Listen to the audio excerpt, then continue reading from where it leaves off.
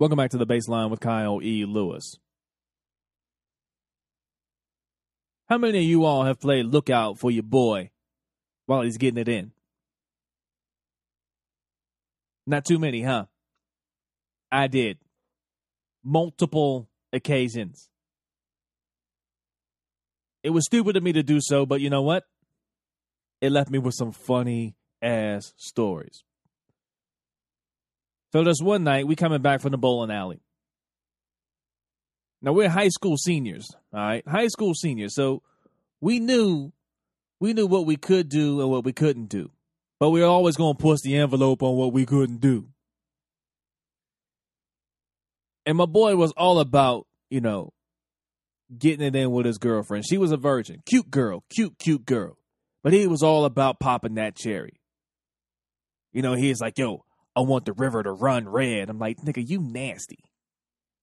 You nasty. I was like, you run red lights? He was like, hell yeah, I run red lights.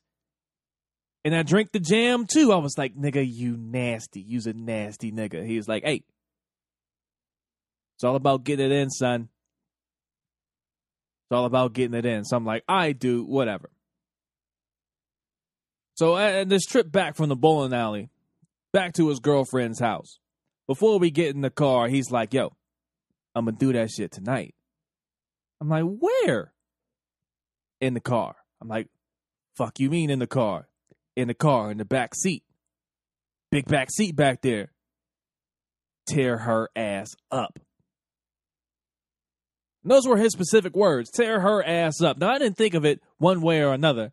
I was like, all right, man. If you're going to be able to do it, then do it. He's like, oh, she's ready. She wants it. I'm like, all right, man. Bet. I got you. I'll be your lookout. I don't know where you're going to do this, what street you're going to do this on, how well lit this place is going to be, but you, my boy, I got you. Now, his pops had just bought him this car, and his pops was known for doing some illegal things, and this was a nice car. It was a Cadillac, used Cadillac, but it was clean. It was clean, man. It was cherry red outside, white leather interior, power everything. Nice horses underneath the engine. I mean, this car was just immaculate. It was immaculate. It was a sight to see. So we get to the girl's house. I get out the back seat. Get out the car. And she's looking around confused. She's like, why is this nigga getting out? He ain't coming in my house. And he leans over and he tells her what he's going to do. Now, I didn't think about it at the time, but my boy had some run-ins with his girl's pops. That nigga hated him. It was like the Hutus and the Watutsis. It was like the Indians and the Pakistanis. It was like the Devils and the Rangers. You know what I'm saying? This was not a good relationship. This was not a good relationship whatsoever. And I was like, yo, I don't know what's going to happen tonight. He's my boy. I don't want him to embarrass himself, so I don't want to be too quick, but he needs to hurry up.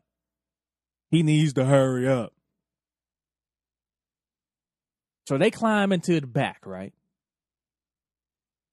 And as the windows start fogging up, and they start making noise.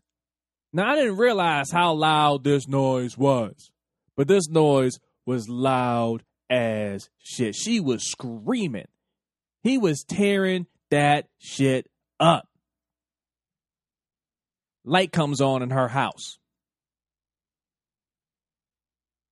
It must be a father's intuition to know what his daughter's screams sound like. Because if you didn't know any better, you would have thought she was getting hurt. Somebody was bringing the pain to his doorstep, and he wanted to deal with the nigga right. You know what I'm saying? This nigga comes out his house with a shotgun and a brick. A shotgun and a brick. Who carries a shotgun and a brick in a robe, no drawers on, dick out, balls out, hanging all over the place.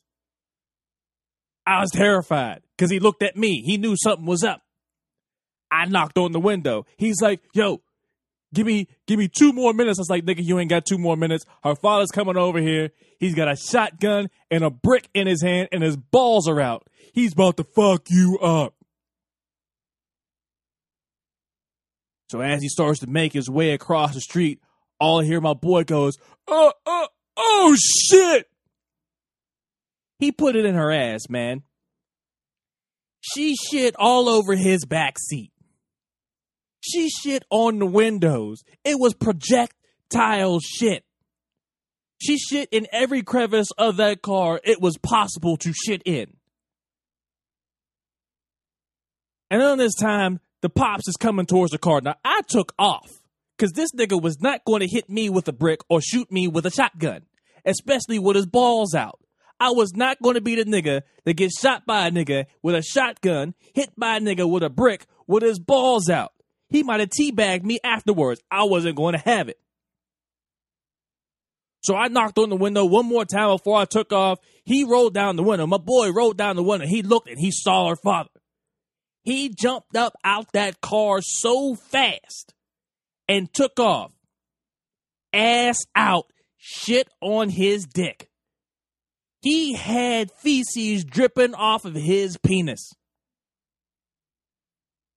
This nigga with the brick and the shotgun got down on one knee and chucked the brick like a shot put. That brick hit my boy in his left ass cheek. He went down in a fiery fury. Then you heard him pump the shotgun. You heard the girl in the car screaming, "Daddy, no!" My boy got up, took off around the corner. Now he's got a brush burn on his dick because he fell from the brick hitting him on the left butt cheek and kind of skidded on the asphalt. He got a brush burn on his dick. He smells like shit. He's got an indentation on his left cheek, and this nigga's about to shoot him with a shotgun. He pumps it. Boom! Takes the shot.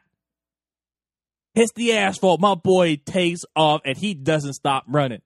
He's running like a crackhead. We go around the corner. I meet up with him, and I'm looking at him. I'm like, all right, you know how bad this looks, right? You standing out here with a little ass t-shirt on. Your dick is bleeding because you done fell on it. You smell like shit. And you ain't got no drawers on. How are we going to get back to the car? So we wait a couple minutes and we hear screaming. And this girl's dad is he's just laying into her. I mean, and the look on his face, because we peered back around the corner to see what was going on, because we didn't want the car to get, anything happen to the car, because this nigga was crazy. He had his balls out, taking shots at niggas and throwing bricks. He yanked her ass up out that car. She was covered in shit. Covered in shit. Now, we had to drive this car home. I didn't realize this until much later. I was like, shit, I got to get back in this car. She done shit all over the place. How am I going to get in this car? He pulled her ass out, just dripping with feces all over the place. He wore her ass out in the middle of the street with shit dripping down her leg. I couldn't believe it. And I was like, we need to call the police. My boy was like, nigga, are you crazy? He works for Pittsburgh City Council. We gonna call the police on him? Couldn't do it. We walked back to the car, took off like a bat out of hell. My boy had to sell that car. It was forever unclean. Forever unclean.